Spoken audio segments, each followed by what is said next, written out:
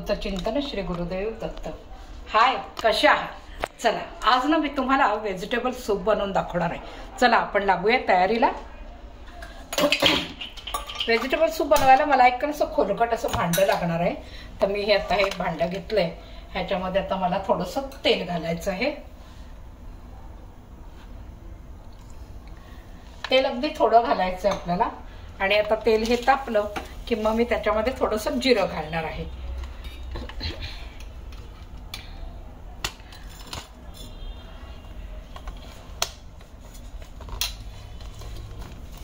आता हे जिरं आपलं तडतडायला लागलं की मग त्याच्यामध्ये आपल्याला व्हेजिटेबल्स घालायचे आहेत। चला मला ह्याच्यामध्ये लसूण पेस्ट आधी घालते। ही जरा थोडीशी परतली गेली पेस्ट की मग बाकीचे आपल्याला व्हेजिटेबल याच्यामध्ये घालतात। आता मी घालणार आहे त्याच्यामध्ये आलं, बारीक क्रश करून आलं ठेवलेलं होतं ते घालणार आहे। या हिरव्या मिरच्या या जरा आधी परतून घ्यायच्या।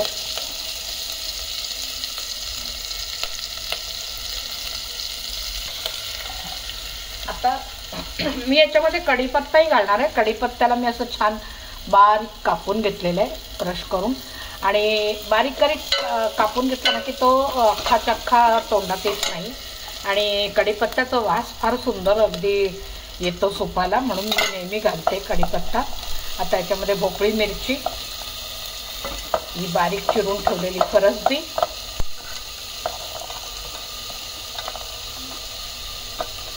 आणि हे वाटाणे थोडे घालणार आहे। दातात यायला छान लागतात सूपामध्ये खाताना आपल्याला, दातात आले की। हा वाटाणा घालणार आहे आणि बारीक चिरून ठेवलेला गाजर घालते आणि बारीक चिरलेला फ्लावर। आता हे सगळं आपल्याला छान परतून घ्यायचं आहे। गॅसची फ्लेम आपल्याला बारीक ठेवायची आहे। मंद आचेवरती आपल्याला हे छान परतून घ्यायचं आहे।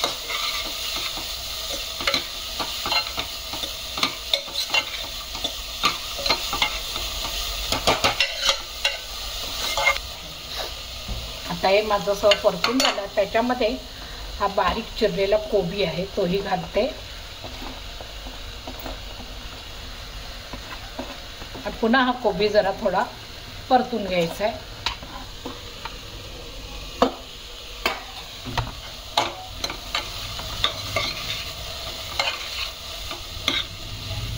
आता ह्याच्यामध्ये मी आपलं काळं मीठ असतं ना, त्या काळ्या मिठाचा मी वापर करणार आहे। तर सूपात काळं मीठ वापरलं की सूपाला एक वेगळीच चव येते, छान टेस्ट लागते, म्हणून मी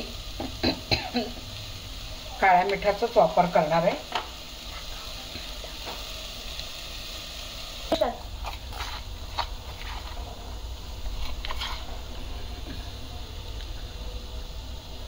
आता मी एवढं घातलेलं आहे, परत लागलं तर आपल्याला पुन्हा घालता येईल। उगाच जास्त घालून त्याची चव नको खराब व्हायला, बिघडायला नको, नंतर आपल्याला घालता येईल।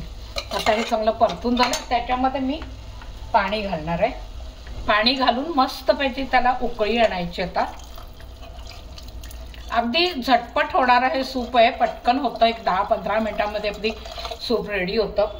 आणि आता थंडीचे दिवस आहेत त्यामुळे मस्त गरम गरम सूप प्यायला खूप मजा येते।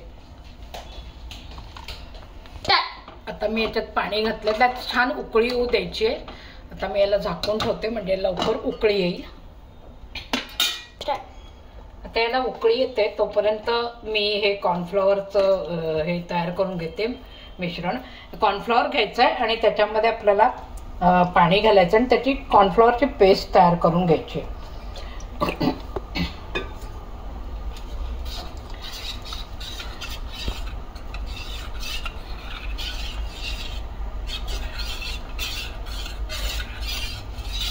आणि मग त्याच्यात आपल्याला लागणार आहे थोडंसं काळी मिरीची पावडर लागेल आणि त्यात घालणार आहे थोडंसं मी ताक घालणार आहे।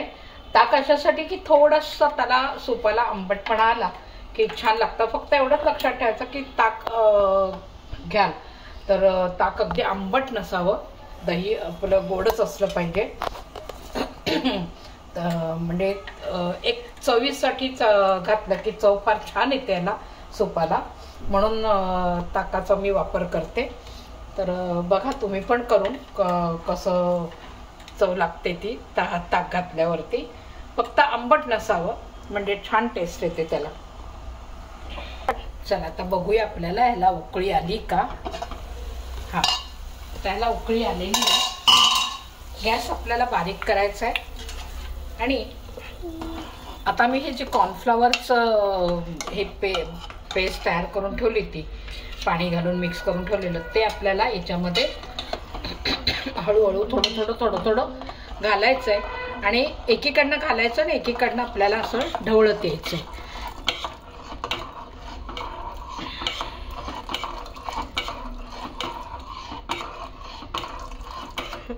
कॉर्नफ्लॉवर आपल्याला जर लागला तर पुन्हा आपण त्याच्यामध्ये पाण्यात कालवून पुन्हा घालू शकतो. त्याचा कॉर्नफ्लॉवरने काय होतं, एक प्रकारचं सूपला एक थिकनेस येतो. म्हणजे थोडंसं असं घट्ट सूप म्हणतात तसं, तर सूप कसं घट्ट असतं थोडं, तर त्याला घट्टपणा येतो, म्हणून आपण कॉर्नफ्लॉवर घालायचं असतो. आता मला अजून थोडा कॉर्नफ्लॉवर लागणार आहे, तर मी पुन्हा तयार करून घेते म्हणजे आपल्याला घालता येईल. तोपर्यंत हा कॉर्नफ्लॉवर आपला घालून झालेला आहे. तर मी पुन्हा अजून थोडा तयार करते.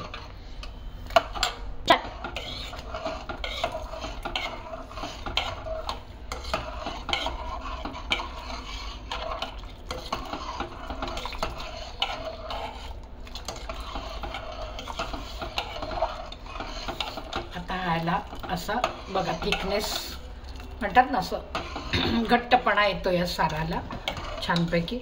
आता हे छान असं शिजत आलं की मग त्याला घट्टपणा येईल. आणि आता ह्याच्यामध्ये आपल्याला घालून घ्यायचं आहे ते ताक. ताक घालायच्या आधी मी जो पाती कांदा चिरून ठेवलाय तो आधी घालते. तो मी आधी घातला नाही कारण मग तो अगदी लगेचच शिजून जातो पूर्ण, म्हणून तो जरा शेवटी घालायचा. चला आता मी हा कॉर्नफ्लॉवर घातला तर ना, ह्याच्यात आता थिकनेस आलेला आहे, छान आहे बघा सूपाला छान. आता ह्याच्यामध्ये मी ताक घालणार. ताक अशासाठी घालायचं की या सूपला ना पांढरट रंग येईल चांगला, छान म्हणजे दिसतं. पांढरट रंगाचं सूप येतं, त्याला रंग येतो. आणि हे बघा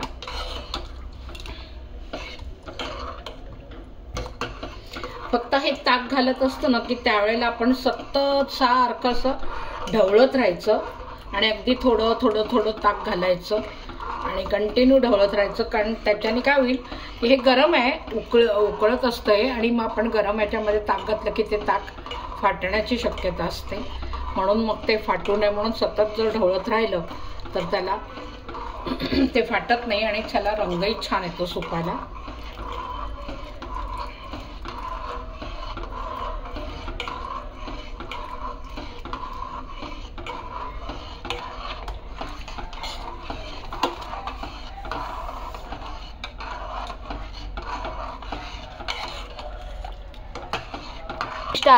चला हे बघा आपलं सूप तयार झालं. आता ह्याच्यामध्ये आपल्याला काळी मिरी पावडर घालायची आहे. काळी मिरी थोडी घालणार आहे मी, आणि कोथिंबीर मात्र भरपूर घालायची आहे.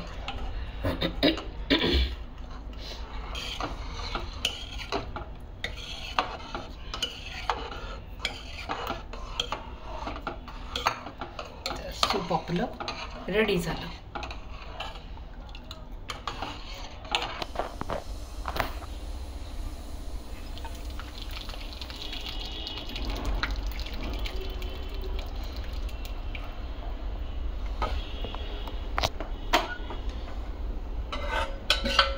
चला आपलं हे सूप रेडी झालेलं आहे आणि बघूया ह्याची टेस्ट कशी आहे, काय झालेलं आहे ते.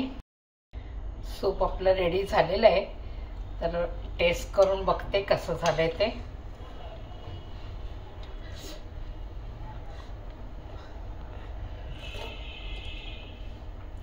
आहा, मस्त छान सूप झालेलं आहे आणि थंडीच्या दिवसात असं गरम गरम सूप प्यायला तर चला बघा आणि तुम्ही पण असं मी ज्या पद्धतीने केलंय बघा आणि माझा व्हिडिओ आवडल्यास लाईक करा, शेअर करा, सबस्क्राईब करा आणि नवनवीन व्हिडिओ बघायला रेडी राहा आणि परत मला कसा झालाय तेही कमेंट्स बॉक्समध्ये नक्की कळवा. चला भेटूया पुन्हा. बाय.